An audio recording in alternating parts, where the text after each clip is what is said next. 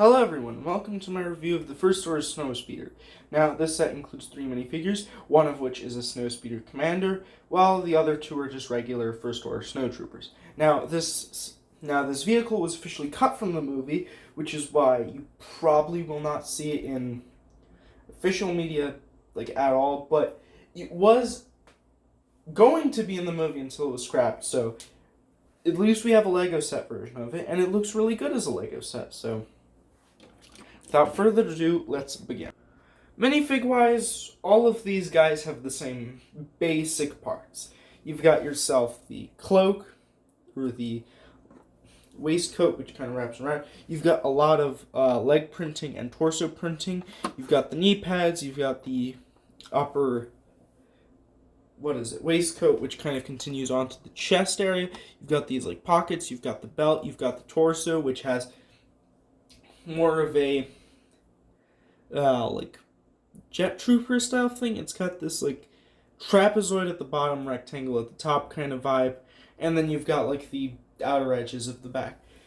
Now the back itself just has this small little back plate, so not too much detail there, but they do have a bit of a backpack that kind of sticks out, so it does have a little bit of detail. It's not much though, but it is just a little bit of a backpack, which is on this black hinge. So there's a decent amount of detail. It is just all of them have an angry face. The helmet itself is pretty nice. It's got this black bar first for the head, and then the back just kind of for a bit of extra detail. It's mostly white. It's very similar to Imperial Crew. However, the front is a bit more, rather than having the jaw piece that goes up, it's got this little bit of a downhill slope with these dual dots, which is very similar to the Flame Trooper, just without the extra ring there and a few minor touches added to it. Now, the only difference with the Commander is that he has an extra red pauldron off to the side, which is the only difference between the Standard and the Captain.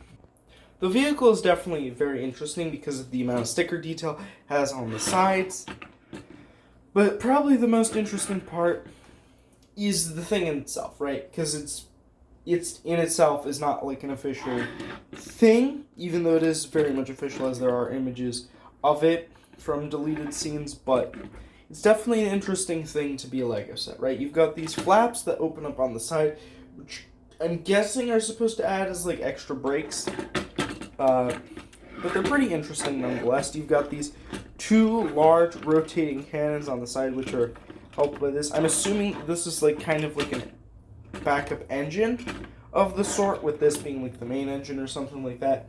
Not too sure, as we don't really have too much to go off of on this. The seats are very nice because you can fold them in, right? You can drop them down. You have a fully drop down seat, or you can open them up. You do have a pilot seat, which is the one over here, and then you've also got a standby seat. You've got some clips on the inside to kind of hold some extra weapons. You've got some crates, which each hold a few extra green studs, which go on the rotating cannons and the front cannon. The front cannon is on a little bit of a Technic 1x3 here, so you can bring it down, you can bring it up, you can fire it up, you can fire it down. So you can shoot a bunch of things.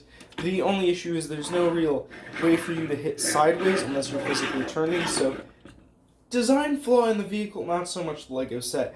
The bottom of it is interesting, as it has wheels, as this is a ground speeder vehicle, and overall it's well made, to say the least. It's definitely a well-made set. It's very proportional in size. It looks good. And it's a nice display piece for I think it was $40, $50 when it came out, which I think is a decent price for what you get here, because it's decently big, and you definitely get some value in having this in your collection. So I hope you enjoyed. See you next time. Bye.